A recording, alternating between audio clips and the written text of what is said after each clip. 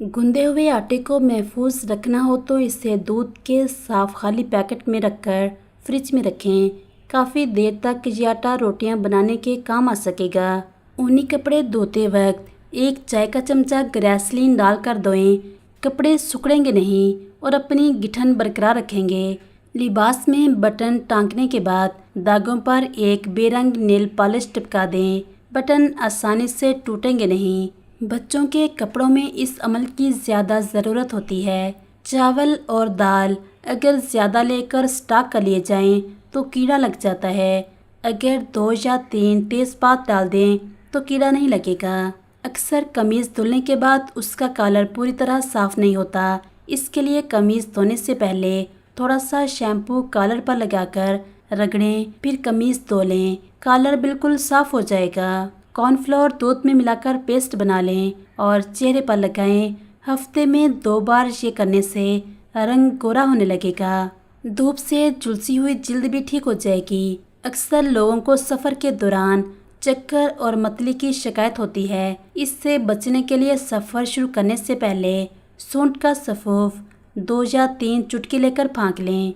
इस शिकायत में ये बहुत मुफीद होता है। खाने के बाद कच्ची लस्सी यानी कि थोड़े से दूध में ज़्यादा सारा पानी डालकर पीने से भी आम हजम हो जाता है। नाखून को टूटने से बचाने के लिए इन पर लहसुन यानी थोम की फली यानी जोई को छील कर रोज़ाना रगड़ें। कपड़े पर से सुर्ख रोशनाई के दाग दूर करने के लिए इसे दही से धो लें तो सुर्ख दाग दूर हो जाएंगे। कीड़े मकोड़ों को घर से भगाने के लिए जहाँ ये नज़र आए इस जगह पर काफूर चलाया जाए तो कीड़े दोबारा वहाँ नज़र नहीं आएंगे। दांतों में दर्द हो तो जिस दांत में दर्द है इसके नीचे अदरक रख दें, दर्द कम हो जाएगा। अगर आप चाहते हैं कि जूते की पॉलिश चमके तो पॉलिश करने से पहले थोड़ा सा सिरका मिला दें, जूते चमक जाएंगे। जब पुदीना बाज़ार में वाफिर और सस्ता मुहैया हो, बहुत सारा खरीद कर या अगर घर की क्यारी में हो तो तोड़कर धूप में सुखा लें। सूख जाए तो पिसा हुआ काला नमक और ज़ीरा मिलाकर हवाबंद डब्बे में महफूज कर लें। जब ज़रूरत हो ये इस्तेमाल किया जा सकता है। साबुन की टिक्कियों के रैप पर फेंके नहीं, इन्हें अपने जूतों की रैक में रख दें। जूतों और मोज़ों की बू से घर को महफूज रखें। सुनहरे दांत के ऐनक के फ्रेम पर कुदरती रंग का नेल पॉलिश लगाएं। इस तरह कभी कभी ये अमल करने से ऐनक का सुनहरी फ्रेम अरसे तक अपना सुनहरा रंग महफूज रखेगा। बावर्ची खाने या गुस्ल खाने के सिंक या वाश बेसन को चमकदार साफ करने के लिए इसे मुकम्मल तौर पर पेपर नैपकिन टिश्यू से ढक दें। इस पर कुछ बूंदे पानी डालकर 1 चमचा ब्लीचिंग पाउडर डालकर आधा घंटा छोड़ दें। इसके बाद इन्हें टिश्यू पेपर से वाश बेसन को रगड़ें। बेसन या सिंक चमक उठेगा। सर्दियों में अक्सर होंठ फट जाते हैं। ताज़ा कच्चा दूध होंठों पर रोज़ाना लगाने से आराम आ जाता है। सर्दियों में पाँव की एड़ियाँ फट जाएं तो ग्रेसलीन में देसी साबुन के टुकड़े डालकर फटी हुई जिल्द में भर दें। सूती जुराबें पहनकर रात को सो जाएं।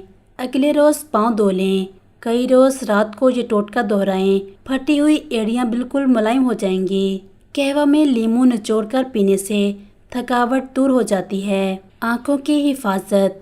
बाज़-औक़ात रात को देर तक जागने, गर्मियों में देर तक सोने या किसी भी वजह से आँखों के नीचे सूजन सी होने लगती है। इसके लिए सर के नीचे से तकिया निकाल दें और चाय का कहवा हल्का सा 1 प्याली ले लें और इसमें बर्फ़ की डलियाँ डालें। इस ठंडे कहवे में रुई भिगोकर हल्का सा निचोड़ें और आँखों पर रख कर लेट जाएं। पलकों को घना करने के लिए रात को सोने से कबल कैस्टर ऑयल रुई की मदद से लगाएं और महीने भर बाद फ़र्क देखें। बिस्किट खस्ता रखने के लिए बिस्किटों के डब्बे में अगर शुगर क्यूब रख दी जाए तो बिस्किट खस्ता रहते हैं। तमाम नमी शुगर क्यूब जज़ब कर लेती हैं। छुरी चम्मच जैसी चीज़ों पर जंग लग जाए तो मीठा सोडा, सिरका और विम या जिस चीज़ से भी बर्तन धोते हैं, इन तीनों का मलगूबा सा बना लें और बर्तनों पर लगाकर 1-2 घंटे के लिए छोड़ दें और फिर पानी से धो लें। जंग से निजात मिल जाएगी। बालों में अगर मेहंदी और तेल डाला जाए और 1 घंटे बाद शैम्पू किया जाए तो बाल बहुत चमकदार और सेहतमंद नजर आएंगे। इसको सबसे अच्छा कंडीशनर कहा गया है बाज़ लोग पाए की बदबू की वजह से इन्हें पकाने से घबराते हैं, लेकिन अगर पाए गलाते वक्त इसमें थोड़ा सा सफ़ेद ज़ीरा, दालचीनी और लौंग डाल दी जाए तो घर में नागवार महक नहीं आएगी और पाए भी मज़ेदार बनेंगे। बरसात के मौसम में अगर नमकदानी में पड़े नमक में सीलन हो जाती है, इसमें 4-5 चावल के दाने डाल दें। नमक नमी से महफूज रहेगा।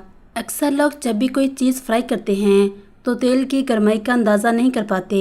एक साफ स्टिक, जिसे शाशलिक स्टिक कहते हैं, ख़रीद कर रख लें और जब देखना हो कि सही गर्म है तो वह स्टिक एहतियात से पकड़कर तेल के दरमियान खड़ी करके देखें। अगर बुलबुला ना बने तो तेल फ्राई के लिए तैयार है।